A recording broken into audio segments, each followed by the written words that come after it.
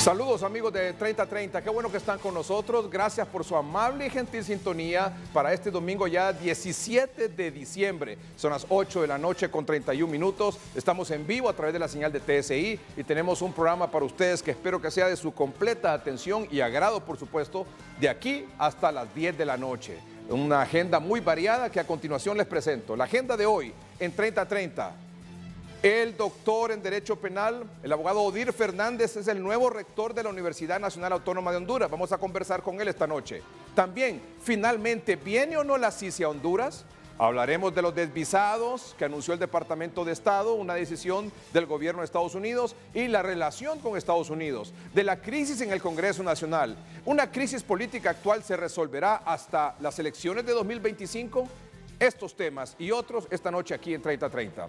Nuestros invitados que están aquí en el estudio, don Óscar Estrada, quien le agradezco mucho que esté esta noche aquí en 3030. Don Óscar Estrada es un reconocido escritor, es periodista y analista. Gracias, Óscar, por estar aquí. Gracias por la invitación, un honor para mí estar aquí compartiendo con este panel de lujo que también tenemos aquí hoy. Eso sí es cierto, es un panel de lujo. Don Alan Fajardo, en representación del gobierno, vendrá en tan solo unos minutos. Don Rafael Jerez es oficial de asesoría legal del Consejo Hondureño de la Empresa Privada y docente universitario. Don Rafael, gracias por estar aquí. Muchas gracias, licenciado Melgar. Es un auténtico placer estar en su programa y de compartir con mis colegas panelistas y deseo aportar a una conversación constructiva y de altura, ¿no? Muy bien, muchas gracias. Don Ramón Custodio es un reconocido diplomático y analista nacional. Don Ramón, gracias por estar aquí. Gracias a don Edgardo, igualmente saludos a don Óscar y saludos a don Rafael y también a don Alan, que está por venir en esta oportunidad para tener un diálogo de altura. Muy bien, y como les decía, hay temas sumamente variados que vamos a abordar esta noche y que son temas de interés general. Vamos a comenzar con el doctor en Derecho Penal, el abogado Odir Fernández, que nos acompaña esta noche por vía Zoom. Doctor, buenas noches, gracias por acompañarnos. Muchas gracias, licenciado Edgardo, a su panel, buenas noches y buenas noches a todo el pueblo hondureño. Felicitaciones. Ahora usted es el nuevo rector de la Universidad Nacional Autónoma de Honduras. ¿Cuándo toma posesión? En el mes de enero nos corresponde una vez seamos juramentados por parte de la Junta de Dirección Universitaria y agradezco mucho esas felicitaciones que me externan en este momento. Muy bien. Doctor, usted le tocó presentar junto con también los otros aspirantes a la rectoría plan de gobierno ante la Junta de Dirección Universitaria. ¿Cuál diría usted que son los 2-3 pilares de este plan de gobierno que usted presentó y que tiene como pilares para su gestión como rector? Fíjense que dentro de la propuesta que se presentó a la Junta de Dirección Universitaria constituyen efectivamente 5 pilares, dentro de los que hemos contemplado estrictamente la gobernabilidad. Hoy la Universidad Nacional Autónoma de Honduras comienza una nueva historia, una nueva era, generando incertidumbre a la comunidad universitaria. Hemos visto un declive en cuanto a la matrícula, por lo tanto es necesario generar una gobernabilidad interna mediante una administración efectiva de los recursos, pero sobre todo mediante una generación de certidumbre de que volvemos nuevamente a las clases, de que los estudiantes pueden llegar perfectamente y no va a haber ninguna afectación, ninguna preocupación por el tema de las tomas que puedan generarse ya debido a los reclamos que los estudiantes presentaron en su momento por el tema de los interinatos. Segundo, vamos a fortalecer estrictamente lo que es la docencia, la planta docente, los relevos generacionales, el fortalecimiento a la academia, a las capacidades y las competencias técnicas de cada uno de los docentes dentro de la universidad. Vamos a promover estrictamente lo que es la investigación. Para podernos impulsar a los mejores índices, a los rankings mundiales, realmente debemos de fortalecer una investigación mediante el uso de las tecnologías necesariamente porque debemos de estar a la vanguardia. Lo otro es el fortalecimiento de lo que es la vinculación universidad-sociedad. La universidad se ha quedado pegada en el tiempo, hoy necesitamos salir y fortalecer a la sociedad presentando políticas públicas, políticas en materia de salud, políticas en materia jurídica, políticas en materia económica, que la universidad llegue a cada uno de los espacios. Establecer y habilitar la universidad como un espacio público en el que la ciudadanía perfectamente pueda llegar y sentirse empático. El tema estrictamente del fortalecimiento al Instituto Nacional de Previsión de los empleados de la Universidad Nacional Autónoma de Honduras. Tenemos falencias, tenemos algunas debilidades y debemos de fortalecerlo. El acompañamiento a los miembros del Consejo de Educación Superior. No somos únicamente la Universidad Nacional, sino que somos el Estado en materia de educación superior. Debemos de fortalecerlo. Y finalmente el tema de la internacionalización. son de los grandes ejes que nosotros tenemos que llevar a cabo durante nuestra gestión, y finalmente creo que lo vamos a lograr mediante trabajo, trabajo y trabajo. Doctor, ¿este periodo suyo es a partir desde 2024 a 2028. 2028? Son 4 años, ¿no? 2028. 4 años, efectivamente. Muy bien. Doctor, ¿cuál diría usted que es el principal reto en este momento de la educación superior? En el caso de la Universidad Nacional Autónoma de Honduras, aumentar la matrícula. Hemos tenido un declive completamente grande. De 2018 a la fecha hemos tenido una disminución de más de 30,000 estudiantes. Debemos de generar esa gobernabilidad, esa confianza a cada uno de nuestros estudiantes y en ese sentido vamos a trabajar fuerte. Voy a aprovechar este espacio tan mirado, por la ciudadanía haciendo la invitación. Hoy empieza una nueva era de la Universidad Nacional. Los invitamos a que se matriculen el próximo año 2024.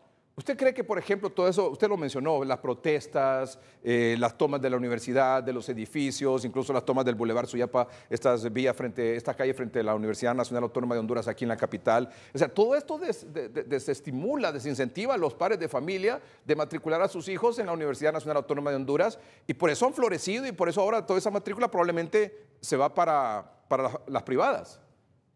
Efectivamente, por eso nosotros dentro de nuestro plan de gobernanza establecemos uno de los principales pilares fundamentales, el tema de la gobernabilidad, y de ahí se deviene lo que es generar certidumbre a los estudiantes, a los padres de la familia, pero esa certidumbre la vamos a generar mediante un diálogo, evitando que los estudiantes manifiesten esas protestas.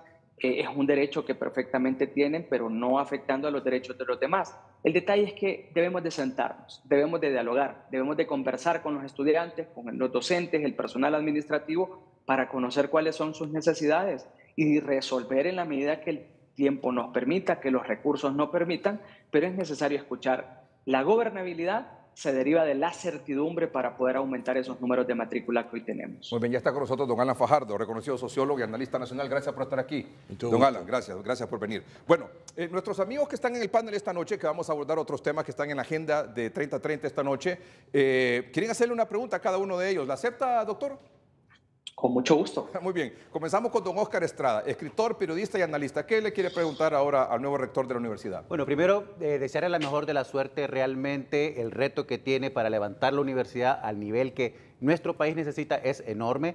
Mi pregunta va particularmente con el movimiento estudiantil. Sé que el movimiento estudiantil no reconoció de entrada la forma en que se eligió la junta directiva, la junta de dirección universitaria, que es la que terminó nombrando al señor Odiri, y eso también sumado a las acusaciones de influencia política por parte del gobierno en el momento de la elección del señor fiscal, el señor rector Fernández, ¿no? ¿Cómo va a poder él ahora resolver ese problema de legitimidad que tiene dentro de la universidad y que posiblemente en enero comience ya a manifestarse? Bien, muchas gracias. Don Óscar, es un gusto conocerle. La verdad que no tenía el gusto de conocerle anteriormente. Sí he visto que se ha referido bastante a mi persona, pero no tenemos el gusto de poder conversar. Así es. Este es un punto sumamente importante. Vea usted que soy una persona pegada estrictamente a la legalidad. Le corresponde estrictamente a lo que es la Corte Suprema de Justicia a través de la Sala de lo Constitucional resolver estrictamente la situación de los amparos. Una vez que los amparos sean resueltos, en todo caso sean sobreseídos, viene el tema de la gobernabilidad porque en base al Estado de Derecho en el que nos encontramos, les corresponde estrictamente a ellos determinar la legalidad o ilegalidad de lo que es la Junta de Dirección Universitaria. No obstante, el proceso de elección de la Junta de Dirección Universitaria a las rectorías y a las autoridades es un proceso posterior que no está contemplado dentro de lo que establece el artículo 59 de la Ley sobre Justicia Constitucional. Tenga la plena seguridad que no va a existir ninguna violentación a la normativa y no se deriva de una ilegalidad. Hoy nosotros estamos dentro de la legalidad y entramos en propiedad. Ya la universidad no puede mantenerse en interinatos, mucho menos en incertidumbre. A partir del 2024 habrá autoridades en propiedad por los siguientes 4 años. Don Alan Fajardo, perdón. Don Alan, sí, lo escuchamos. Usted dice que le pregunte algo a él. Sí, habíamos quedado con nuestros invitados. Sí, cómo claro. no. Adelante, don Alan. Yo tuve la oportunidad, nosotros nos conocemos con él, tenemos una relación cordial y yo tuve la oportunidad de chatear con él y de decirle que Bueno, yo fui nombrado por el claustro de profesores de sociología como... el departamento tiene sus propias autoridades, pero yo soy delegado para relacionarme con las autoridades universitarias, ¿verdad? Porque saben mi vocación concertadora, ¿verdad? Y ya le estuve planteando algunas ideas relacionadas con el aumento del financiamiento a la universidad. La universidad tiene enormes posibilidades de autofinanciarse, impulsando proyectos económicos que le sirvan de práctica a los estudiantes, ¿verdad? Y yo veo que hay algunas experiencias de eso, pero hay un gran espacio. Usted, señor rector, usted está en disposición de proyectar, de apoyar ese tipo de proyectos de autofinanciamiento de la universidad que sirvan a la vez de práctica para los estudiantes y para recabar financiamiento, pero habría que cambiar las normas. Por ejemplo, cuando yo fui director regional en el Aguán, ¿cuál era el problema? Que, como se dice popularmente, le bajaba las llantas a los profesores y estudiantes, que enviaban, hacían un proyecto económico de autofinanciamiento, por ejemplo, en la carrera de ingeniería agroindustrial, y según la norma tenían que concentrar todo a una caja de la universidad y nunca regresaba la parte que correspondía al centro regional. Entonces eso les quitaba toda la disposición. ¿Está usted dispuesto a liderar una transformación de esas normas para facilitar que haya iniciativas de autofinanciamiento de las carreras, de los departamentos, de las facultades, de los centros regionales, y de tal manera que sea algo muy ágil, por ejemplo, que se deposita en una cuenta y que, por ejemplo, solo para poner un ejemplo, la mitad se quede en el centro regional o la carrera y la otra parte sea la que se centralice, por ejemplo? Bien, mis saludos al profesor, al maestro Alan Fajardo, quien es parte de nuestra universidad y es un connotado docente dentro de la planta docente que nosotros tenemos. Puntualmente respecto a la pregunta que formula, le hablo en datos. La universidad, el artículo 161 de la Constitución establece que la Universidad Nacional Autónoma de Honduras no debe recibir no menos del 6% del presupuesto general de la República. Hoy en datos fríos nosotros estamos recibiendo aproximadamente un 1.6%. Sin embargo, en el presupuesto general de la República proyectado para el siguiente año, para el 2024, se contempla que vamos a recibir aproximadamente 6.000 millones, aproximadamente 1.8%, no el 6% tan deseado. Sin embargo, dentro de ese presupuesto nos dicen que debemos de captar aproximadamente 100 millones nosotros con recursos propios. Ese es un reto grande y necesitamos esas ideas. No obstante, la autonomía nos permite la venta de servicios. Nosotros proveer servicios, diferentes servicios a la ciudadanía, a los diferentes sectores. Sí, debemos de enmarcarnos a la legalidad. Todo debe de entrar a una caja única, a un principio de caja única por la transparencia en la administración de los recursos. Ya la ley dentro de la Universidad Nacional Autónoma de Honduras establece que del 100% que se capta por venta de servicios, el 25% queda para temas estrictamente administrativos. Evidentemente, si los centros regionales venden esos servicios amparados en la legalidad sin privatizar estrictamente lo que es la educación, porque eso nosotros no lo vamos a permitir bajo ningún motivo. Educación completamente pública, venta de servicios para quienes perfectamente lo puedan pagar, servicios académicos, servicios de diplomados, etcétera, etcétera, etcétera, que es permitido por la ley, y ese 25. Lo que vamos a hacer es una desburocratización de los procesos, porque hay demasiada burocracia y pasa mucho tiempo y nadie quiere vender y comprar servicios a la universidad por esa burocracia administrativa. No obstante, es el reto, y ante la necesidad de captar 100 millones de lempiras, tenemos necesariamente que vender servicios para poder sustentar el funcionamiento de la Universidad Nacional Autónoma. Don Rafael Jerez, oficial, de asistencia legal del COEP y docente universitario. Sí, muchas gracias. ¿Usted da clases ahí en la Autónoma? En Unitec. Ah, Unitec, muy bien. Sí, sí, sí. Buenas noches, señor rector. Primero, expresarle mis felicitaciones y desearle lo mejor en su gestión. Yo quisiera retomar un concepto que Óscar Estrada planteó y es el tema de legitimidad, ¿no? Uno cuando estudia la teoría puede hablar de legitimidad de origen y legitimidad de ejercicio. Usted estuvo vinculado podríamos decir en diferentes etapas, a 3 procesos de selección importantes en el país en este año, es decir, de la Corte Suprema de Justicia. Yo recuerdo que usted quiso participar en la elección del representante del claustro de profesores de la Autónoma, luego en el de fiscal general participó en la Junta Proponente y ahora en este proceso de selección usted participó como postulante a rector, ¿no? Y la pregunta va de la siguiente manera, más allá de que en estos procesos de selección creo que sobre todo en este año ha habido avances importantes en materia de criterios de idoneidad, cómo se evalúan los criterios de idoneidad, pero creo que el país no ha logrado superar la excesiva carga partidaria que la ciudadanía percibe que hay en estos procesos de selección. Naturalmente no podemos disociar estos procesos del sistema político, no estamos en un sistema político y al final todo es político. Pero ¿cómo se puede combatir esto? Y se lo pregunto en función de su experiencia en estos 3 procesos de selección y también de cara al futuro, ¿no? Mire, importante pregunta. Lo que pasa es que en Honduras se vive un ambiente permanentemente de desconfianza. Los procesos se deslegitiman precisamente por el ambiente político y el intervencionismo político. Corresponde estrictamente a todas esas comisiones, esas unidades, esas juntas, realmente cumplir estrictamente la normativa. Yo debo destacar algo en este caso. La Junta de Dirección Universitaria fue electa en el mes de abril por el Consejo Universitario, que es la máxima autoridad de la Universidad Nacional Autónoma de Honduras. Lo conforman estrictamente académicos, docentes de la universidad, de las diferentes áreas, de las diferentes facultades. Ellos han desarrollado un proceso que comenzó desde el mes de junio. Nosotros presentamos postulaciones allá a inicios en el mes de junio y fue un proceso bastante largo.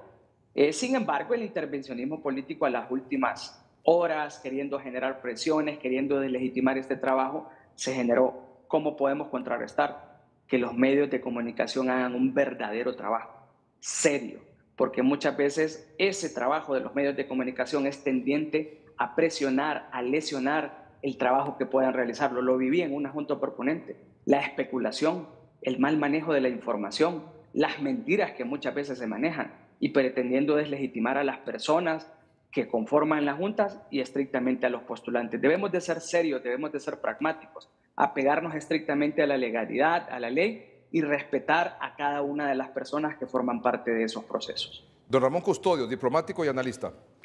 Muchas gracias, muy buenas noches, doctor. Quiero felicitarlo en esta ocasión y quisiera también agradecer a los demás panelistas por la manera muy de altura que han hecho sus consultas al señor rector electo. Señor rector, cuando usted habla de relevo generacional, a mí me gustaría saber qué es lo que significa para usted un relevo generacional. ¿Significa un corte de chaleco para la gente de experiencia contra los jóvenes? ¿O sería que va a haber un balance en esa mezcla de relevo generacional hasta que se lleve a cabo un proceso completo? Bien, muchas gracias, licenciado Custodio. Es un placer verle y gracias por la pregunta. Mire, cuando se comenzó la 4ª reforma universitaria, después del proceso de la Junta de Transición, se estableció estrictamente la necesidad de incorporar relevos.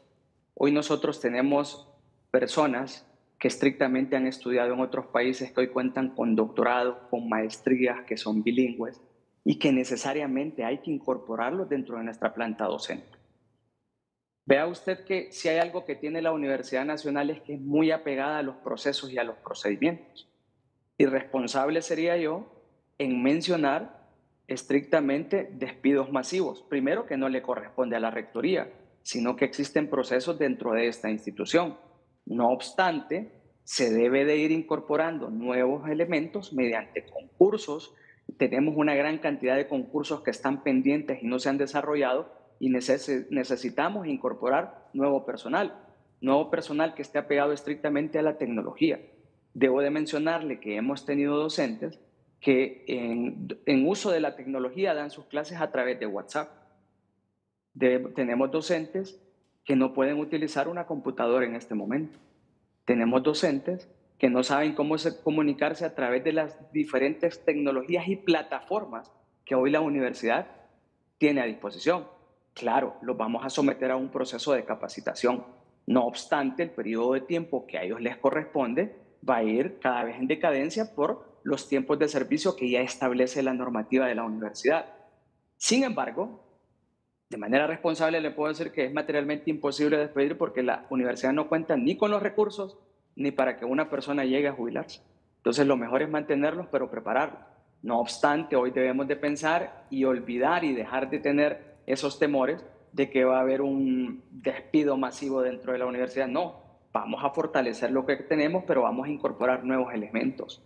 Hay profesores que se han quedado completamente rezagados en el tiempo y necesitamos actualizar, pero necesitamos incorporar elementos jóvenes que cuenten con doctorados, con maestrías, pero no solamente un buen currículum, sino que tengan la capacidad de poder transmitir conocimientos, porque el hecho de tener más docentes con doctorados, con maestrías, eso también es parte de evaluación que nos hacen a cada uno de nosotros los rankings mundial de universidades. Señor rector, cuando usted decía que el principal reto que tiene la autónoma es el tema de la matrícula, he escuchado algunas versiones, incluso he visto el desarrollo de ciertas campañas para tendientes a eliminar la prueba de actitud académica como una pieza que obstaculiza la matrícula de los estudiantes y que ahora tiene como efecto una disminución en esa matrícula. ¿Usted va a mantener esa prueba de actitud académica o la va a cambiar, la va a reformar o la va a eliminar? Okay, creo que es importante mencionar de que hasta las mejores universidades del mundo desarrollan una evaluación y prueba de aptitud académica.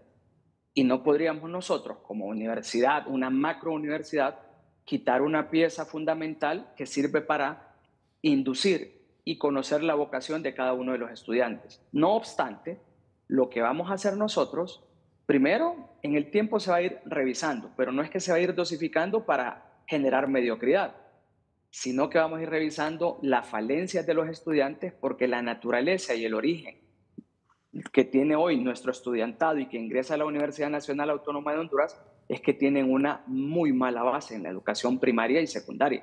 Tenemos estudiantes que llegan a la universidad que no saben ni sumar, ni restar, ni multiplicar. Así de pragmáticos, desafortunadamente. Otros que no saben escribir y no saben leer.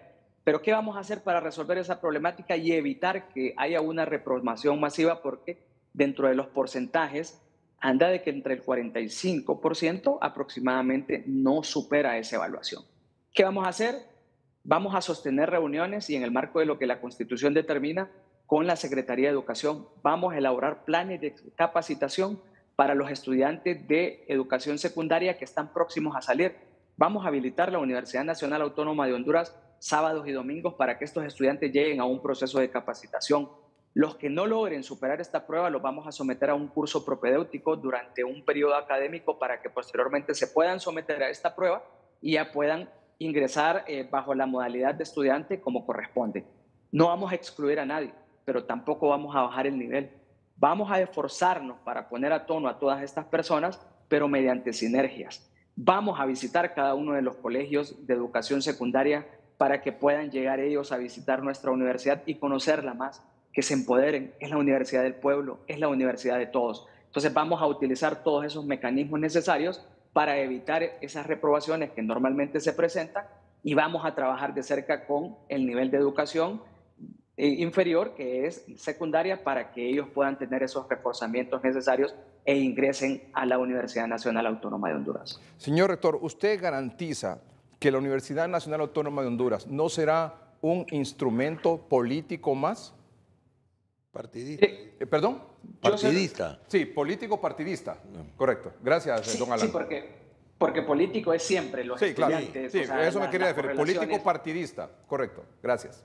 Mire, en este espacio se lo garantizo a los miembros del panel que se encuentran, al pueblo hondureño, garantizamos de que vamos a tener una universidad pública, humana, incluyente, despartidizada, porque vamos a estar al servicio completamente del pueblo. Dios nos ha brindado una oportunidad para poder rectorar esta universidad por 4 años. No vamos a tener otra oportunidad y no vamos a votar esta oportunidad de oro para que los partidos políticos pretendan hacer fiesta. A pesar de que quienes se han pronunciado en el tema antes no lo hicieron, porque antes muchos se quisieron empoderar de la universidad, los partidos políticos. No obstante, en nuestra gestión tenga la plena garantía de que no vamos a permitir que los partidos políticos pretendan interferir. Nos vamos a pegar a la legalidad, a la Constitución, a la ley orgánica de esta universidad, y la historia finalmente nos va a juzgar de que hemos defendido completamente la autonomía. Abogado, muchas gracias por aceptar esta conversación con el programa 3030, incluyendo, por supuesto, también a nuestros panelistas, que en un momentito se van a referir a otros temas importantes. Gracias, doctor Odir Fernández, es doctor en Derecho Penal y rector electo de la Universidad Nacional Autónoma de Honduras. Toma posesión a mediados de enero, doctor. A principios del mes de enero. Y agradecerle, Edgardo, y a todos los panelistas. Y miren, hoy soy 100% autónoma y aprovecho estos espacios. Invito a todos los jóvenes que se sumen a esta nueva era de la Universidad Nacional Autónoma de Honduras. Los esperamos en el 2024 y esperamos que esas matrículas aumenten completamente, porque hoy sí habrá gobernabilidad y certidumbre en las clases, por una universidad humana e incluyente. Muy bien, muchas gracias, doctor Fernández, muy amable, buenas noches. Gracias. Gracias. Bueno, nuestra agenda también incluye otros temas del acontecer nacional y de interés para todos. ¿Cuál es la agenda que continúa después de la pausa comercial? Bueno, ¿viene o no viene la Sisi? Hay una información de última hora sobre ese tema. Vamos a hablar también de los desvisados y la relación con Estados Unidos, de la crisis en el Congreso Nacional, de que si esta crisis política, por ejemplo, se va a resolver hasta noviembre de 2025, cuando se realicen las elecciones generales. Estos temas y otros van a ser abordados esta noche aquí en 3030 con nuestros distinguidos invitados aquí en el panel de lujo que tenemos esta noche de 17 de diciembre. Don Óscar Estrada, escritor, periodista y analista. ¿Debuta esta noche en 3030? Primera vez, sí. Don Alan no, ya ha venido Don Alan. Sí. Y que no sea la última. No, por supuesto que no. Don Alan Fajardo, reconocido analista, sociólogo nacional. Don Rafael Jerez, oficial de asesoría legal del COEP, docente universitario. Don Ramón Custodio, diplomático y analista. Primera vez. También debate. Pero con la derecha. También debate por primera vez esta noche aquí en 3030. Vamos a un corte comercial. Dos virginales. Ya volvemos.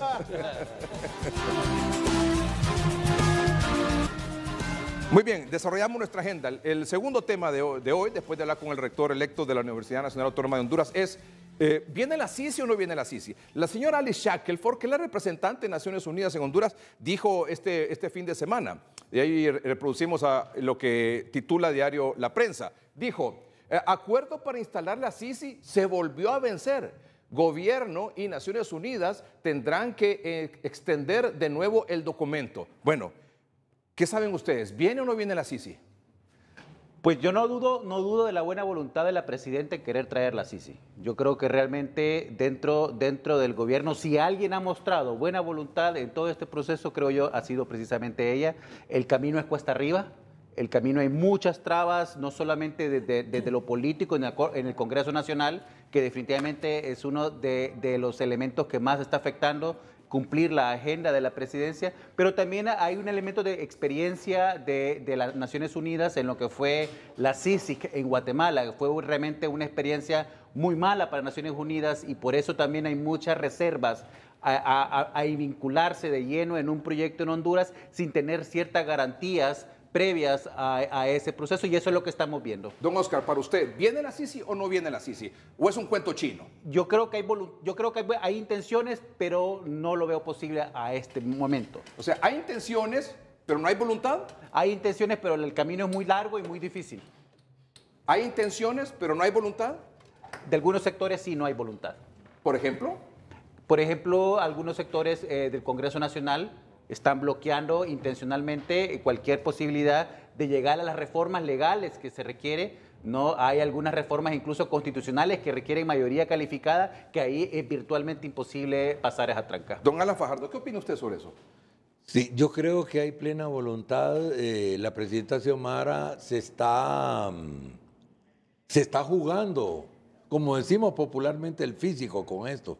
Libre no podría reelegirse como seguramente querrá, que no sea su primero y único mandato, y para eso necesita que haya movimiento en esto de la Sisi, ¿verdad? Así que no me cabe la menor duda, igual que dijo aquí el colega, de que hay voluntad política de que entre, pero la venida de la Sisi significa que Honduras se va a terminar como lugar de pastoreo de los políticos, funcionarios, etcétera, que meten la mano y no les pasa nada. Se va a terminar la impunidad. Y eso toca intereses de todas las corrientes políticas de este país. Y entonces, Y por económicas, eso, económica y todo, sí. porque, bueno, Naciones Unidas, el BID, hicieron un estudio y vieron que sobre todo en Tegucigalpa, buena parte de la fuente de los negocios de las empresas privadas es negocio con el Estado, ¿verdad? Y yo he tenido información, usted sabe que me gusta ser bien informado, por ejemplo, en el campo de las medicinas. Yo recuerdo que un empresario vino a mí y me dijo, mira, así fue, primero me cobraron 5%, yo pujé, pero lo pagué, después a 10 y me fue a 10, y llegó un momento en que me dieron, ahora es 40, y yo qué voy a ganar. No, no te preocupes, solo van a hacer los papeles, no nos vas a dar medicina, más bien vas a salir ganando. Qué barbaridad. Entonces les cuento cosas de ese tipo. Sí. Entonces, O sea, usted dice, hay voluntad de la presidenta, se comprometió en campaña, hizo una promesa de campaña, pero la misma clase política, incluyendo de su partido, de todos los partidos, sí, digo por yo. eso, de todos los partidos, Yo no incluyendo digo Libre. de ese partido, No, por digo eso, de todos. o sea, Y en todos la clase, caben todos. exactamente, la Sí. clase política, incluyendo el Partido Libre, está taponeando eso, está obstaculizando eso, Sí, yo pienso precisamente que, por lo que usted manifiesta, porque viene la que, CICI aquí y se acaba la yo impunidad. pienso que el liderazgo de Libre está consciente de que para que el pueblo eventualmente le vote por un relevo dentro de su mismo partido, tiene que demostrar que ha habido, que con este gobierno va a haber un antes y un después en cuanto al tema de la corrupción y la impunidad. Y eso significa sí, en las condiciones de Honduras, y por lo tanto se están jugando el físico y tienen que traerle a la Sisi. Pero, como dijo el colega, se necesita toda una serie de prerequisitos, cambios legislativos, etcétera, porque hay una expresión que se ha usado desde la Maxi y la Sisi, que es que decía la Maxi no tenía dientes, se decía. Y no está dispuesto nadie, ni Naciones Unidas, nada, a repetir lo Maxi. Tiene que tener dientes la Sisi. Y para eso se tiene que hacer esos cambios legislativos y que puedan ir realmente de frente contra todos los... Y por eso, de que tiene que tener diente la CICI, entonces los políticos no se quieren hacer la harakiri. Exacto. Pero entonces, levantemos la mano aquí. Antes de que opine don Ramón, que usted, don Rafael, levantemos la mano aquí. Con sinceridad absoluta, transparencia. Seamos brutalmente sinceros. Levanten la mano los que estamos aquí en este estudio, en este set, que creen que la CICI va a venir. Es que mire... No, levantemos la mano quienes creen que la CICI va a venir a Honduras. Yo confío y tengo la esperanza de que sí va a venir. Tiene que ser así. Don Rafael. Yo también ¿El teléfono que está sonando ahí, de quién es? No levantó. tengo... De don Alan. Ah, sí, pues, disculpe, voy a... Gracias, don Alan, no hay problema. Bueno, yo soy un poco más escéptico en realidad y creo que hay que tocar varios puntos en este sentido. Primero, creo que sí es importante reconocer que el gobierno de la República inició con el proceso para que la CICI se pueda instalar en el país y que además inició con este proceso con un precedente de la MASI que yo creo que fue muy positivo, ayudó a visibilizar la corrupción en todos sus niveles y en todas sus formas, y que en el gobierno anterior no hubo voluntad para que la Maxi siguiera, el Poder Ejecutivo no extendió el convenio y además de eso el Congreso Nacional también, varios actores a lo interno se asociaron para que la Maxi se fuera. Entonces con ese precedente el gobierno actual, creo que eso es positivo, recoge la bandera de campaña para suscribir el memorándum que yo creo que tiene cosas positivas.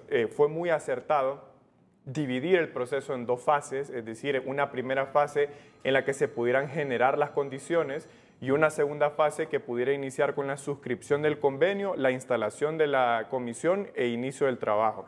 Pero yo, ¿por qué digo que soy un poco escéptico? Porque a pesar que reconozco que el gobierno dio inicio con el proceso y que ha avanzado con toda la complejidad que eso supone, recordemos que una misión de expertos vino en 3 ocasiones al país para verificar esas condiciones económicas, políticas y sociales. La realidad del titular que usted presentó es que el memorándum no se ha extendido, ¿no? Y yo creo que también eso es un síntoma no positivo, porque ya se sabía desde mitad de año que se había extendido el memorándum que finalizaba la vigencia ahora mismo en este mes. Y yo no vi ningún síntoma de que se quisiera extender, más allá de que eso probablemente va a suceder y ojalá que suceda. Eso por un lado. Y por el otro lado, yo estoy muy de acuerdo en que la mayor presencia de actores que no quiere que la CICI venga está en el Congreso Nacional y también, o sea, tenemos que reconocerlo, actores políticos, económicos, sociales a lo externo que están vinculados en actos de corrupción de todos los niveles y que tampoco quieren. ¿Pero por qué hablo del Congreso? Bueno, porque en el Congreso es donde se tienen que generar esas condiciones jurídicas para que la CICI venga. Hay cosas que se han hecho y hay que reconocerlo. Hay alrededor de 2 o 3 decretos que ahí se han aprobado. Uno que fue muy controversial, el 116-2019, si usted recuerda, ahí hubo un debate en torno a si se requería mayoría simple o calificada para derogarlo. Creo que eso lo podemos abordar más adelante, es un síntoma de un problema más grande que hay en el Congreso y es de interpretación de la ley y cómo esa interpretación ayuda a conveniencia a uno u otro sector. Pero más allá de eso, hay otras condiciones que no se han generado. Por ejemplo, el tema de la inmunidad parlamentaria es clave, no se ha tocado, se requiere, si no estoy equivocado, mayoría calificada para poder derogar eso. Y también otros decretos como el de colaboración eficaz, eso también es importante, y el decreto de amnistía, ¿no? Que yo sé que levanta mucha controversia, pero está en la primera versión que se publicó. Naciones Unidas está exigiendo como parte del proceso para que venga aquí que se elimine el decreto de amnistía aprobado en el Congreso Nacional a inicios del año pasado. Ese es uno de los decretos que se mencionó. Eso es sí, cierto, claro, sí. Es uno de los decretos que se mencionó al inicio y no es el único, porque yo entiendo que cuando uno menciona ese decreto, entonces hay sectores que piensan que uno está solo cargando o tirando la carga a este gobierno, y no es así. O sea, hay decretos de impunidad que se aprobaron en congresos anteriores que siguen vigentes y que se tienen que derogar. Entonces, por eso hablo de una corresponsabilidad ahí, porque hay muchos decretos que requieren mayoría calificada y no se han abordado. Entonces, por eso soy escéptico en cuanto. Y ojalá, tengo entonces, la esperanza, como ustedes lo dicen, de que venga, pero creo que hay un... Y yo creo que ya se está trabajando. La CICI ya está en ese sentido. Porque de allá de Naciones Unidas están diciendo todo esto que dice él. Está bien, vamos para allá, pero se necesita esto, esto y esto. Y se van creando las precondiciones para que venga. La CICI ya está trabajando. Pero falta esa decisión, como usted bien lo manifestaba, claro. de la clase política completa. Claro. Es decir, vengan, señores. Porque yo estoy seguro aquí que si yo vuelvo a preguntar, ¿quiénes queremos que venga la CICI? Levantemos la mano. Sí, claro, todos. Todos queremos que venga la CICI. Pero todos queremos. Pero ahora... Usted preguntó que si viene. Pero si viene... Yo tengo la fe y solo yo la levanté. Pero felicito a don Alan porque definitivamente tiene la esperanza y la esperanza es lo último que se pierde. Ahora bien, estamos hablando de que definitivamente todos queremos la CICI que venga y nadie quiere que realmente sea una solicitud fallida la que nosotros hagamos a las Naciones Unidas. Sin embargo, la semana pasada celebramos el Día Internacional de la Lucha contra la Corrupción y hemos visto que la comunidad internacional tiene a Honduras a la vista, muy cerca, especialmente Estados Unidos, con el desvisado, que es el próximo tema que nosotros vamos a abordar. Entonces yo creo que la CICI es importante que venga, la CICI es importante que esté aquí y que sea parte de una sociedad para depurar la corrupción. ¿Qué pasa si no viene la CICI? Bueno, es que yo creo que aquí hay que, y vuelvo a resaltar, que nos está olvidando. Nosotros vemos la Sisi desde la perspectiva de Honduras, ¿no? De la necesidad que como ciudadanos tenemos de que se combata la corrupción, de que tenemos un sistema de justicia debilitado y la desconfianza que tenemos en el sistema de justicia, pero también hay una experiencia por parte de Naciones Unidas, que es una burocracia que aprende mucho de sus experiencias alrededor del mundo, y la experiencia de Guatemala fue una experiencia desastrosa para la CICIG y para Naciones Unidas. O sea, lo que ocurrió en Guatemala, que precisamente después de la salida de la CICIG, se abrió la puerta para que la mafia se apropiara ya sin ninguna vergüenza del Estado de Guatemala, y veamos lo que está ocurriendo ahorita. Con Arévalo. Con Arévalo. Lo que está ocurriendo ahorita es consecuencia directa al fracaso que fue la CICIG en Guatemala. Y entonces, eso es lo que está cualquiera pudo haber pensado, llegó la CICIG y que después de la CICIG, o sea, llegó un proceso de depuración, llegó un proceso de limpieza, y eso no ocurrió. Una nueva forma de ejercer la justicia. Y entonces, dentro de esa experiencia, en el Ministerio Público y en el Poder Judicial, y sin embargo, lo que hemos visto es todo lo contrario. Todo lo contrario. Y las mafias de Guatemala. Lo mismo pasó con la Maxi. Y lo mismo pasó con la Maxi de alguna manera. Con menor medida, pero sí. No, menor medida, pero que lo de Guatemala realmente les dejó ellos bien claros.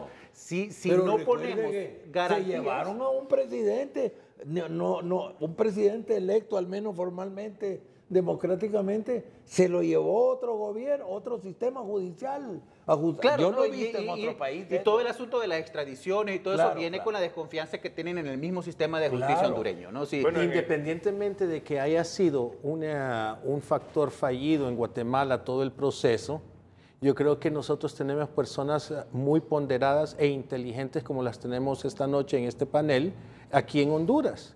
Y yo creo que si lo que falló en Guatemala y nosotros sabemos qué es lo que falló, lo podemos mejorar. O sea, aquí. que nosotros aprendamos, ¿verdad? Pero lo que está diciendo Naciones Unidas, aprendamos nosotros. Exacto, pero lo que dice don Oscar es que a raíz de lo que pasó en Guatemala, las Naciones Unidas ahora estaban más calculadoras, más cautelosas. Y es comprensible cuando usted le han hecho una mala pasada en algún negocio, usted va a ser más cauteloso en la próxima vez, en el siguiente negocio que usted haga. Sin embargo, el problema aquí es que también tiene que haber buena fe por parte del gobierno. ¿En qué sentido? Tiene que compartir los textos que están negociando para que la sociedad civil en su conjunto e incluso en el Parlamento, en el Congreso Nacional, haya una búsqueda de consensos de todos los sectores para que podamos avanzar en este proceso. Sí, hay un ingrediente adicional a esa visión comparada, el tema de las misiones internacionales. Hay que recordar que en El Salvador también hubo una experiencia de CCS, que ahí también, de hecho, la versión salvadoreña que llevó Nayib Bukele muy momentáneamente fue inspirada en la experiencia hondureña, porque allá también la auspició la OEA. Pero bueno, Bukele, contrario a lo que sé que muchos de los televidentes consideran de él, rápidamente inició su deriva autoritaria y sacó a la... Pero es que él llevó esa estructura, ese modelo exactamente. Pero ¿cuánto duró eso? No, creo que ni meses. Meses. Y creo... él lo llevó y él mismo lo quitó. Sí, lo quitó, pero rescatando un poco la experiencia de, Guatemala y también Honduras, yo en realidad pienso que Naciones Unidas aprendió del proceso porque, y reconozco que como está estructurado, por lo menos en el memorándum, está reflejado. Precisamente el dividirlo en dos fases, es decir, no llegar a la suscripción del convenio si no hay condiciones. Y me parece acertado porque imaginemos que venga la CICI hoy al país. Tenemos un Congreso paralizado, un Ministerio Público con fiscales interinos, un Tribunal de Cuentas sin que sepamos realmente cómo va a finalizar la elección. Entonces, son estas las condiciones en las que va a trabajar la CICI. Yo creo que no son condiciones idóneas, más allá de que no hay tampoco decretos que le permitan trabajar. Cerramos el tema. ¿Qué pasa si no viene la CICI? La verdad es que entonces Honduras tendría un reto más grande ante la comunidad internacional para que podamos rescatar nuestra honorabilidad y tener acceso a las multilaterales en cuanto a financiamiento y otras cosas. Sí, el desafío anticorrupción se vuelve más complejo en el país. Las inversiones, no vendrían inversiones. Yo he preguntado a potenciales inversionistas de California y me dicen que no es eso de exención de impuestos, estímulos económicos, que lo que quieren es un Estado de Derecho que funcione, que no haya corrupción. Entonces, en gran medida, quienes quieren invertir acá están viendo qué va a pasar con esto. Yo creo que el legado de la señora presidenta Xiomara Castro se vería sumamente afectado porque es uno de los puntos torales de su campaña política, ¿no? Y hay ciertos cambios que por lo menos espero que todo este proceso nos deje una ley de colaboración eficaz, por lo menos eso. Don Óscar Estrada, escritor, periodista, analista. Alan Fajardo, sociólogo. Rafael Jerez, oficial de asistencia legal del COEP. Ramón Custodio, diplomático y analista. Cuando regresemos con los otros temas de agenda.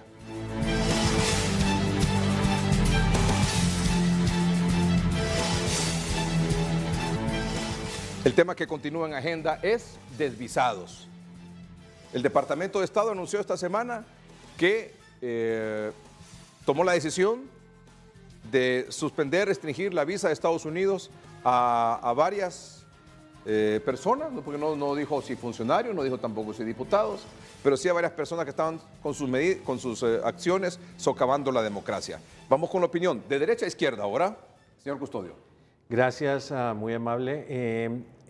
Yo creo que esta política de desvisado de Estados Unidos es muy sencilla. Tiene que ver con el Día Internacional de la Corrupción, donde ellos le quitaron la visa a más de 1,000 ciudadanos alrededor del mundo. De esos 1,000, hay 300 en Guatemala aproximadamente y 100 en Honduras. Esto representa... Un momentito. ¿100 en Honduras? 100 en Honduras.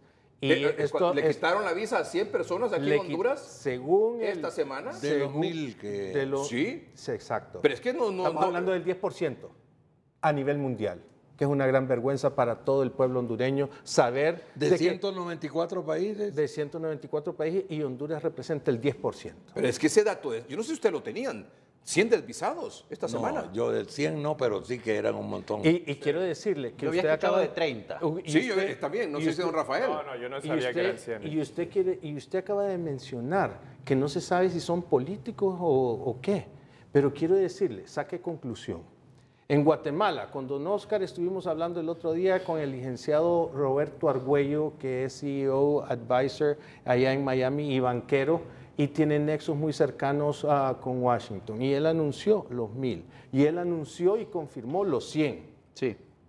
Y quiero decirle, usted acaba de mencionar que no sabemos que si son políticos o son Y está la empresarios. lista Engel también. y esa viene No, pero después. esa Son viene. diferentes. Sí, son Sí, diferentes. eso es lo que... Sí, pero Lo que preguntaba es si no sabíamos, ¿eran funcionarios o eran diputados? pero Era en general. Pero general. quiero que saque conclusión usted. Y quiero que saque conclusión el pueblo hondureño. En Guatemala fueron varios diputados que se le quitaron la visa, se le suspendió la visa, y a empresarios que tenían nexos con estos empresarios porque Sí. alimentaron la corrupción. Entonces, saque conclusión usted, don Edgardo, ¿qué es lo que va a pasar aquí en Honduras? De esos 100, no solo son políticos, estamos hablando de empresarios que le han causado mucho daño a este país por estar y tener nexos con el crimen organizado y políticos, y por eso está esta situación que se está dando en este momento. Señor Jerez. Sí, ahí me gustaría aportar una diferenciación importante que alguno de ustedes mencionó, y es un poco el tema lista Engel y la sanción que hubo ahora, ¿no? No, y está también la Magnitsky, ¿verdad? Sí, pero la sanción que ocurrió estos últimos días, de hecho, no es por la lista Engel. En este caso, el gobierno de Estados Unidos hizo uso del National Immigration and Nationality Act, que es básicamente una ley sobre migración y nacionalidad que fue aprobada en 1952. Yo le compartí a la productora Dorina Murillo una imagen del artículo puntual que utilizaron y ustedes lo pueden ver ahí, lo voy a traducir. Básicamente ese artículo lo que dice es que se va a restringir el acceso a visados de personas que el secretario de Estado del gobierno de Estados Unidos considere que su entrada a Estados Unidos o las actividades que pueda desarrollar en Estados Unidos puedan ser adversos a la política internacional del gobierno de Estados Unidos. Entonces, eso plantea una diferenciación importante, y es que esta es una legislación que viene desde 1952 que se sanciona básicamente en el marco de la política internacional del gobierno de Estados Unidos. Y recordemos que previo a la visita de la delegación que vino, que de hecho fue un día antes que visitó el país esta delegación, el Congreso de Estados Unidos, la unidad de investigación, publicó un informe sobre la relación de Honduras y Estados Unidos, ¿no? Y mencionaba justamente parte de esto, usted mencionó el clima de inversión justamente, y varios ingredientes los puso en este informe como preocupantes en función de identificar interlocutores en el país. Entonces considero que esta sanción es parte de eso, ¿no? Parte de la política internacional del gobierno de Estados Unidos. Se distingue de la lista Engel, que de hecho, un dato importante que está mencionado en este informe y que de hecho es de acceso público, lo puede visitar cualquier persona, es que muchas de las sanciones que se impusieron a partir de 2021 en el marco de la lista Engel, tanto la sanción como la capacidad de sancionar, de hecho vence el 27 de diciembre. Es decir, muchas de esas sanciones se terminan ahorita el 27 de diciembre porque la ley con la que se aprobó la capacidad de sancionar en el Triángulo Norte, tenía un acápite en el que se expresaba que la sanción y la capacidad de sancionar vencía en 3 años. Esos 3 años vencen en 2 semanas y para que puedan subsistir esas sanciones en el marco de la lista Engel, tiene que ampliarse por el Congreso de Estados Unidos. Entonces fue muy astuto en realidad imponer la sanción con la ley de migración y nacionalidad que va a subsistir más allá de las otras sanciones que están en el marco de la lista. Pero también hay que entender... Cosas, ¿verdad? O sea, no se fueron por aquí porque ya va a terminar el 27 de diciembre, sino que fueron por esta otra ley. Que va a subsistir, ¿no? Pero también hay que entender... que no tiene fecha de terminación. Pero hay que entender también el proceso. El proceso es, primero viene la suspensión de visas, después viene una posible investigación de caso por caso. Después de la investigación vienen las consecuencias, o sea, usted lo ponen a usted en una lista de OFAC, de la lista de Engels o de la lista Magnitsky. Después vienen los requerimientos y posibles extradiciones. Sí, pero también hay que ver otro punto. Hay mucha gente que está diciendo en este momento, no me interesa la visa de Estados Unidos. Está diciendo, no me interesa viajar a Estados Unidos. Y esto no tiene repercusiones sobre el pueblo hondureño, porque Estados Unidos está estudiando caso por caso.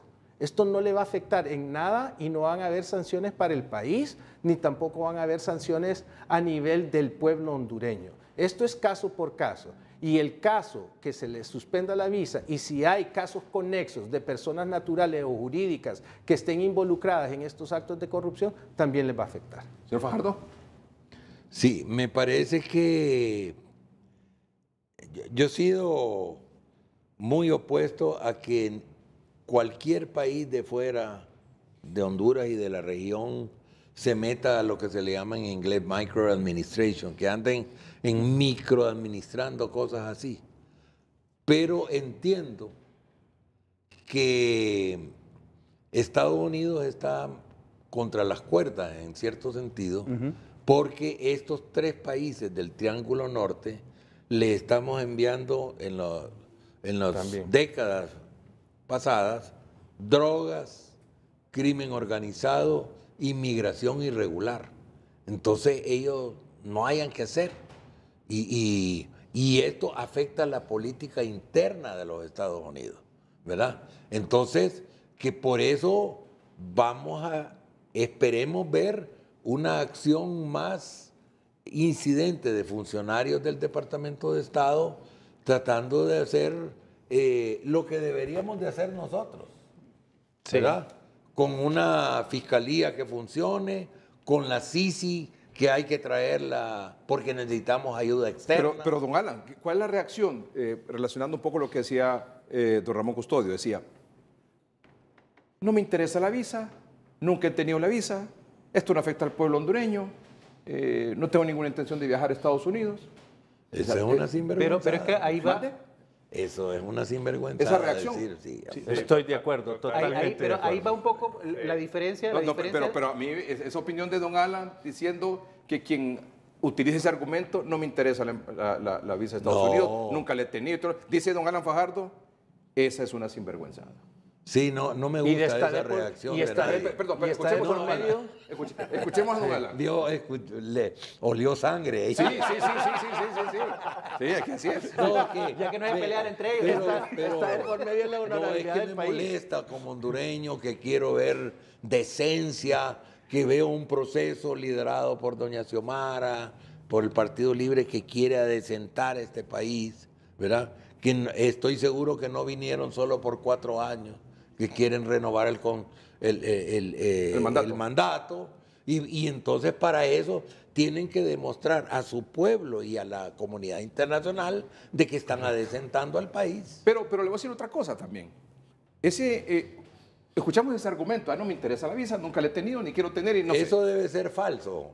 Eso es del diente al labio, eso es mentira que no le interesa. Y usted lo sabe. Usted lo sabe. Y además hay otros países que sin ninguna vergüenza le pregunta a uno cuando uno va a sacar visa, ¿usted tiene visa de los Estados Unidos? Le dice. Sí. Ahí en confianza. Es cierto. Es como requisito. Sí. Y con solo que tenga la visa. Usted va a México y le piden más la gringa que la México. Exacto. Pero creo que y muchos otros países. No, entonces, pero el otro argumento es que lo hemos escuchado los 5 aquí durante esta semana esa es una política injerencista de Estados Unidos que no tiene que meterse en los temas hondureños. Mire, yo he sido de los que no le ha gustado la injerencia, pero si usted se porta como un niño de 5 años y usted se hace pupú, como se dice popularmente, ¿cómo lo van a tratar los parientes y los vecinos y todo? Como un niño de 5 años. Entonces, si nosotros vemos acciones de una embajada que no me gustan en absoluto, que detesto, pero reconozco que porque tenemos unos antecedentes en los años precedentes que hace que nos traten así, pues. ¿Usted detesta la embajada de Estados Unidos? No, detesto que cualquier país del mundo tome acciones injerencistas. Eso es lo que he dicho. Y siempre, desde que tengo 16 años, absolutamente, he estado en contra de eso.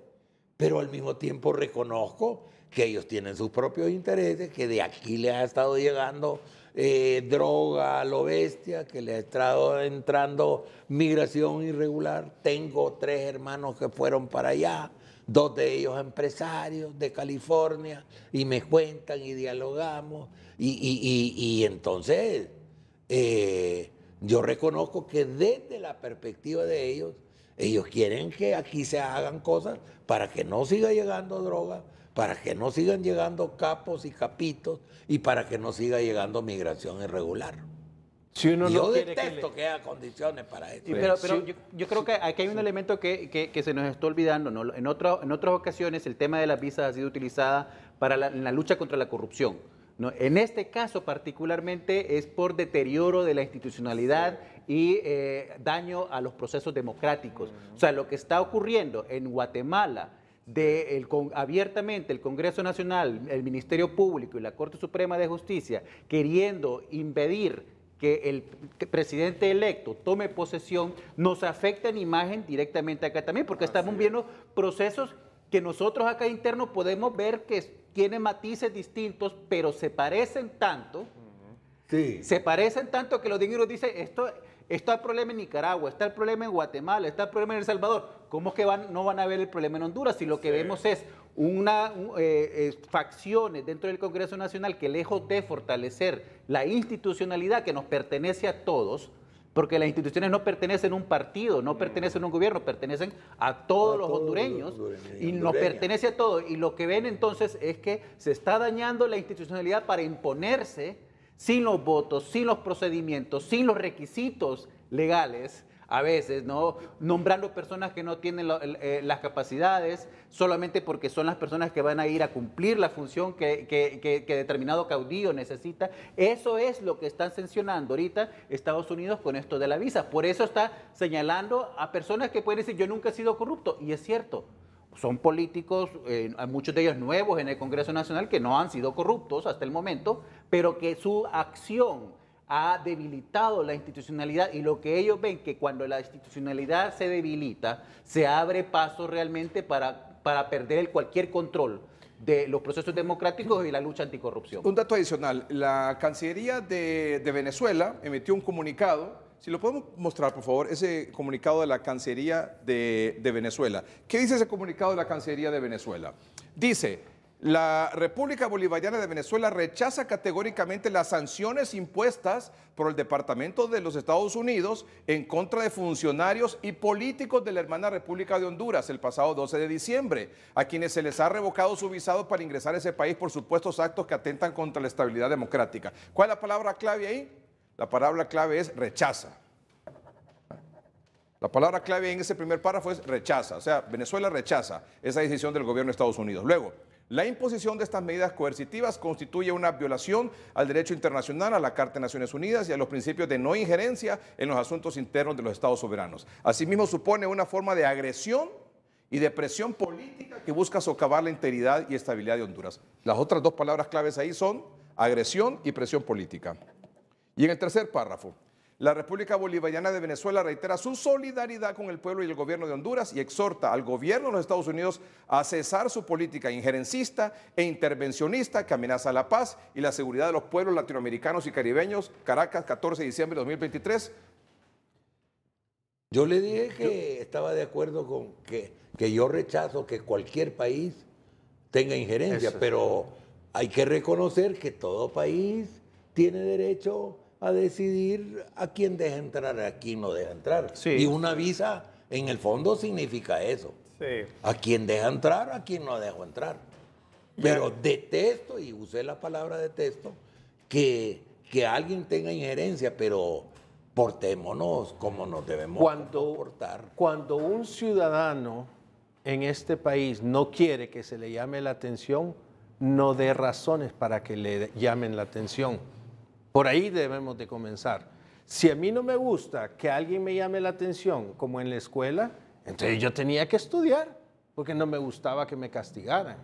Entonces yo creo que debemos de entender dos cosas. Primero, nosotros tenemos que saber cuál es nuestra responsabilidad cívica con el país para no dar razones de vergüenza ante el mundo. Dos, lo que es ese comunicado de Venezuela, para algunos no les gusta y para otros sí. Para otros no les gusta lo que dice la embajadora de Estados Unidos, para otros sí.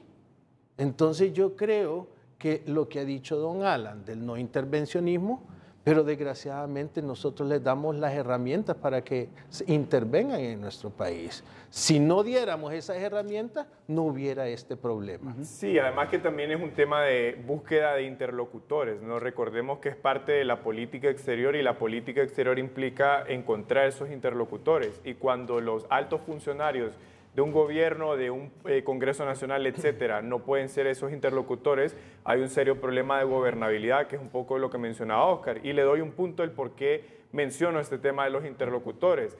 Podemos analizar en términos históricos la relación Honduras-Estados Unidos, pero quizás para que tengamos unos datos, ¿no? Desde 2011 a 2021, el gobierno de Estados Unidos ha dado en asistencia a Honduras casi 1.2 billones de dólares.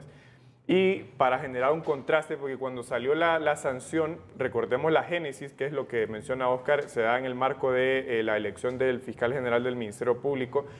Es importante mencionar el contexto en el que se da, es decir, la administración. Hay personas que decían, bueno, ¿por qué el gobierno de Estados Unidos, cuando se eligió a Chinchilla, que hay que decirlo, reelegido inconstitucionalmente, ¿por qué la postura fue otra? Yo creo que es válido plantear ese reproche, pero recordemos cuál era la política en ese momento también. En ese momento estaba la administración de Donald Trump, que además de que podríamos cuestionar los criterios que utilizaba para interactuar con diferentes estados, él tomó la decisión de reducir la asistencia al Triángulo Norte Centroamericano. Y para que usted tenga una idea, la repercusión que eso tuvo en Honduras, solo en materia de los proyectos que USAID tiene, se redujo casi la capacidad operativa en un 80% de los proyectos que USAID tenía en Honduras cuando Trump decide el antes y después. Cuando Biden asume, en adelante se aprobaron y hasta el momento alrededor de 400 millones de dólares en asistencia. Entonces, claro, recordemos que la política que ha dirigido en parte Kamala Harris, enfocada en el Triángulo Norte, también es cómo canalizar esos recursos al país. Usted dice, Trump reconoció la reelección de Juan Orlando. Sí, bueno, Trump reconoció a Chinchilla, Así es. pero Biden se lo llevó. No, pero hay perdón. Trump reconoció la reelección de Juan Orlando. Sí. Trump reconoció la reelección de Chinchilla. Sí. Aunque no estaba en la nómina. En la lista, así En la es. lista, correcto. Pero Biden se llevó a Juan Orlando. Sí, yo creo que eso es importante para poner en contexto en qué momento o bajo qué política se dan estas sanciones, ¿no? Porque, o sea, canalizar todo ese dinero, toda la asistencia implica encontrar interlocutores. Y por eso también puse el fundamento que utilizaron para imponer las sanciones. Todo esto es parte de la política exterior. Y también Estados Unidos, los partidos republicanos y el Partido Demócrata tienen dos formas muy distintas de tratar con nuestros países. No podrá parecernos acá parecidos porque el Estados Unidos es el mismo, pero obviamente primero a los republicanos no le importa realmente lo que pase aquí, lo que quieren es que no estemos molestando en la frontera y luego hacen de la vista gorda la corrupción, hacen de la vista gorda muchos otros abusos, ¿no? Los demócratas llegan con otro tipo de postura, también vienen elecciones el próximo año, pero además también el dinero, lo que ellos están previendo es que el dinero que sale de la corrupción en estos países no se va para Venezuela, que por cierto el comunicado no dice ahí que está firmado por el gobierno que está siendo pedido por narcotráfico por Estados Unidos, ¿no? Sí.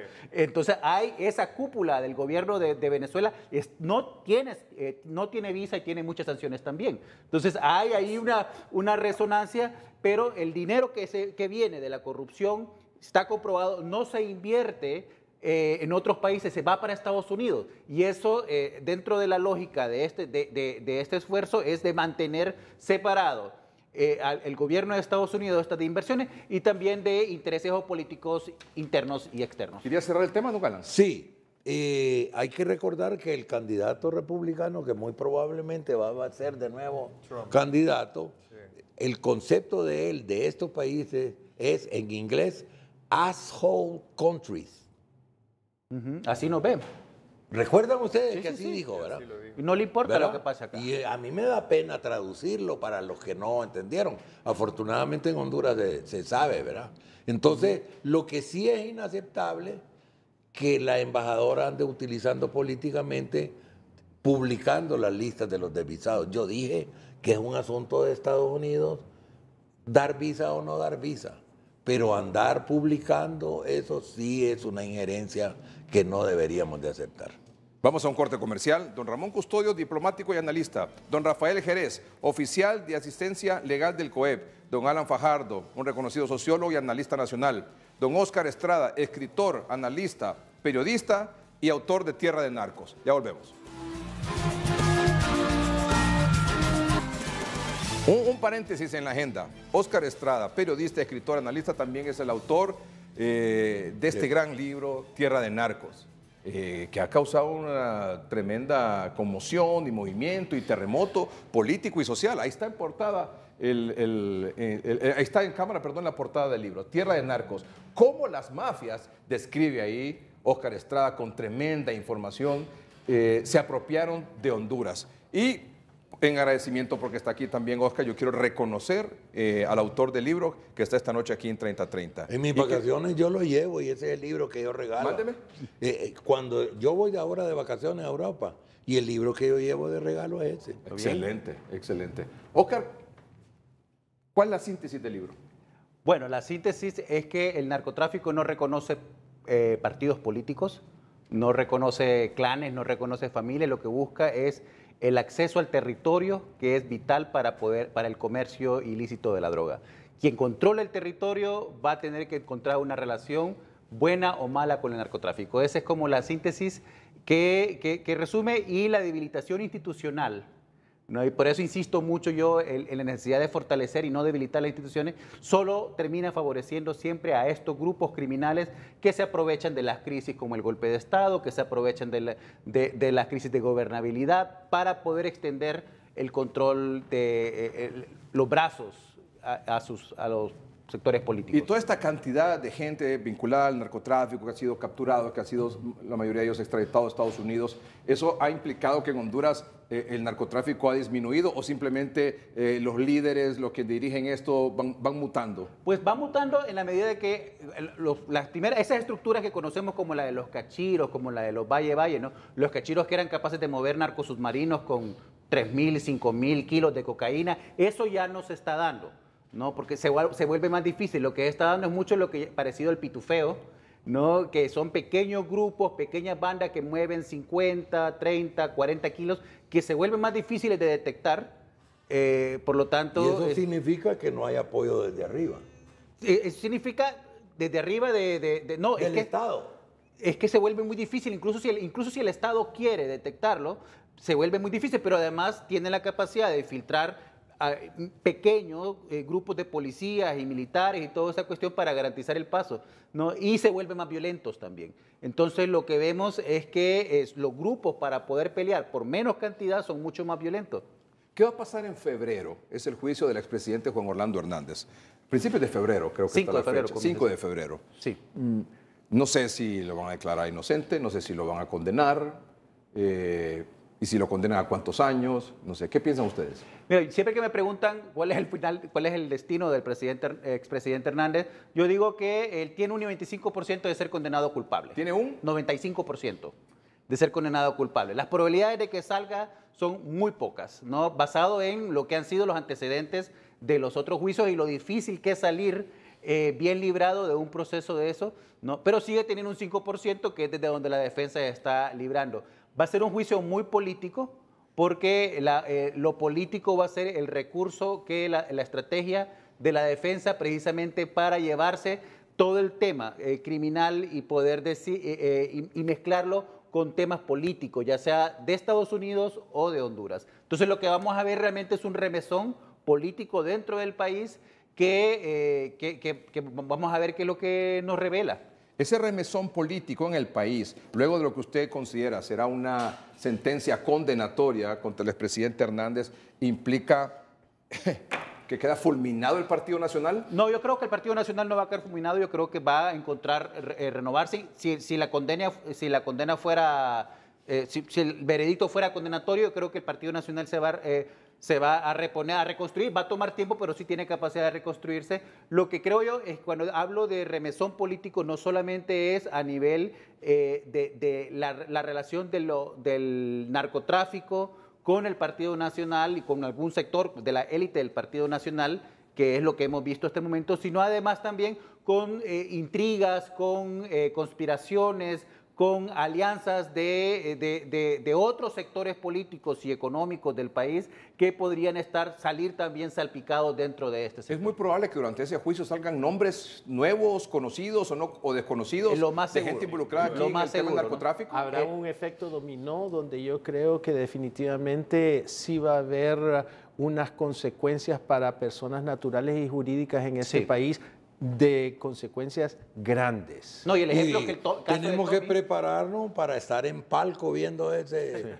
Sí. Seguramente los programas de ustedes van a estar viendo y analizando casi diariamente eso. Claro. Sí, porque además nos lleva a una discusión para cuando me preguntan, por ejemplo, cómo resolver este vínculo que parece ser ya permanente entre narcotráfico y política nacional. Yo diría, el problema es que la forma en que estamos eligiendo a nuestros representantes en el país permite el ingreso del narcotráfico. Mientras no discutamos la forma de elección de puestos de elección popular, alcaldes, diputados, el periodo de la campaña muy largo también. Y es muy cara. Entonces, es muy cara. Hay que abaratar la campaña. Porque y para si no, eso hay que acortarla. Ese periodo largo y la campaña tan cara implica solamente los que tienen mucho dinero. Se ven obligados los políticos.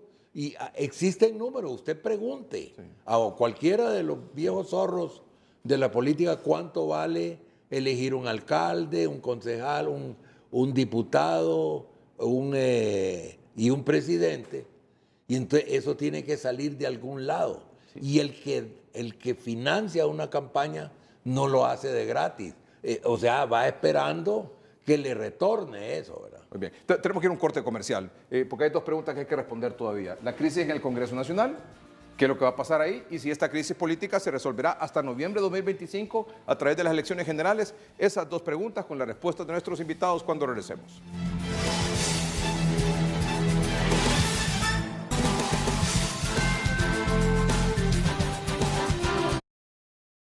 Son tiempos que se caracterizan por cambios rápidos y frecuentes. Solo la toma de decisiones acertadas nos permiten llegar a la cima. En Crow, acompañamos a nuestros clientes a tomar decisiones inteligentes. Somos una firma auditora consultora Especialistas en finanzas corporativas, ciberseguridad, impuestos, precios de transferencia, negocios de familia, planillas y recursos humanos. Crow, Smart Decisions, Lasting Value. Audit Tax Advisory. Cocinando miles con Mazola. Más de 1 millón de lempiras en premios. Gana hasta 50,000 lempiras en sorteos semanales utilizando tus aceites y manteca Mazola en sus diferentes presentaciones. Participar es muy sencillo. Compra tus aceites o manteca Mazola en tu punto de ventas favorito. Ingresa tus datos y lote del producto a www.cocinandomiles.com o envíalos a WhatsApp 92 77 85 90. Sube una fotografía del producto o factura de compra y guarda tus empaques para reclamar tu premio si eres un ganador. Todos los viernes ahora podrás ganar miles de lempiras con Mazola. Participa desde ya y podrías ser uno de los 8 seleccionados para asistir a nuestro sorteo en vivo. ¡Tú podrías ser un ganador! Cocinando miles con Mazola.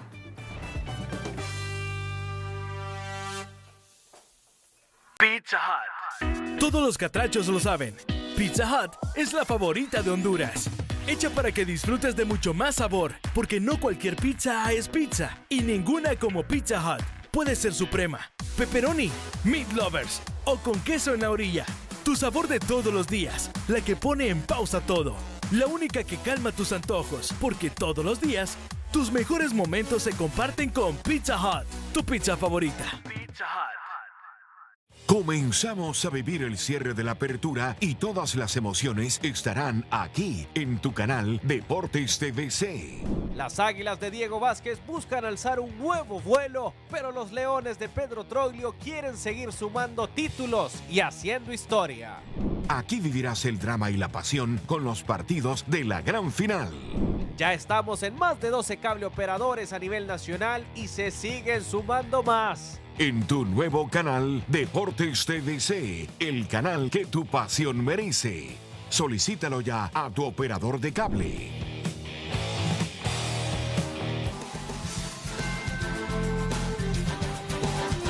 Bueno. Lastimosamente solo nos quedan 4 minutos, pero este programa ha sido espectacular y les agradezco mucho a nuestros invitados. Antes de eso, le quiero preguntar, y contésteme en 20 segundos, ¿es usted liberal? Mire, quiero decirle que soy liberal y por mi brazo izquierdo corre la sangre roja. Tengo el pelo blanco en el centro y por mi mano derecha corre la sangre roja. Ahí está todo incluido dentro del Partido Liberal, la izquierda, centro y la derecha. La crisis política del Congreso Nacional, ¿cómo y cuándo se soluciona? No creo que se solucione pronto porque es un problema para mí estructural. Es un tema de legitimidad que no inicia con el tema del fiscal. Para mí la forma en que se instaló la Junta Directiva, indistintamente de que uno pueda analizar los dos bandos que se trataron de imponer ese día, pero yo creo que eso generó un problema de legitimidad que no se resolvió y más bien eso desató, recordemos que este es un sistema que se construyó para 2 partidos, a partir de 2013 se vuelve un sistema multipartidario y las diferencias se tienen que canalizar con reglas que se crearon para 2. Y además de esto, un contexto conflictivo con un problema de legitimidad. Entonces, no creo que se resuelva pronto, pero por lo menos espero que hayan espacios de diálogo con condiciones serias para que baje la conflictividad. Y que probablemente la conflictividad a nivel nacional se resuelva a través de las elecciones de noviembre de 2025. Bueno, creo que no es idóneo que solo las elecciones sean ese canal, pero si lo llegan a hacer, se tienen que generar las condiciones previas para que se puedan canalizar esas diferencias políticas con instituciones fuertes y elecciones libres y justas. Señor Fajardo. El principal partido de oposición tiene que darse cuenta que no solo vivimos una época de cambio, sino que estamos en un cambio de época. O sea, ya el pueblo hondureño ya sabe lo que no quiere. No quiere que haya impunidad, no quiere que haya corrupción, y ese partido tiene que ver que no puede continuar. Ellos tienen una gran unidad monolítica y se jactan de eso, pero ellos no pueden defender a todos sus cuadros que metieron la mano. Y para salvar a su partido van a tener que dejar que entregar a los más corruptos de ellos y tratar de salvar a su partido. Yo más bien creo que a este nivel que vamos, si seguimos acelerando hacia el paredón, lo que vamos a terminar es con una crisis política de las elecciones del año 2025. Entonces, la importancia de parar, replantear qué es lo que estamos haciendo con el país, porque de lo contrario yo avisoro que vamos a enfrentar una crisis electoral en el año 2025. Algo que nadie quiere, ¿verdad? Algo que nadie conviene, que al país no conviene. Por eso debemos de tener un diálogo de reconciliación nacional. Sí. Muy bien. ¿Dónde se adquiere Tierra de Narcos? ¿En qué librería? Está en todas las librerías. ¿Tegucigalpa, San Pedro Sula? Tegucigalpa, San Pedro Sula y otras también, Ceiba y otros lugares. Como todas las librerías principales del país, ahí está el libro, del sello Grijalbo. Don Ramón Custodio, muchas gracias. Muchas gracias a usted. Muchas gracias a usted. Muchas gracias, don Rafael Jerez. Muchas gracias, doctor Fajardo. Muchas gracias, don Oscar Estrada. Gracias. Felicidades a usted, porque no lo voy a ver después del 24. Feliz Navidad para ustedes. Muchas gracias. Para su distinguida familia, lo mejor para el próximo año. Igualmente. Muchas gracias. A ustedes también, amables televidentes. Muchas gracias por haber estado con nosotros esta noche. Y 30-30 sigue, porque el otro domingo es 24. Claro. Y aquí vamos a estar. ¿De verdad? Sí. 24 tenemos programa a las 8:30. ¿Quiere venir? Desde Alemania. ¿Quiere venir, Leo? Desde Alemania. bueno, cuando esté en Germany allá. Desde van a tener tamales, Y el 31 también vamos a tener programa. Y vamos a brindar ahí con... Qué bien. ¿Qué brindamos? Un vinillo. Por lo menos con un tamal. Sí, ¿verdad? Gracias por su atención. Buenas noches, que estén bien.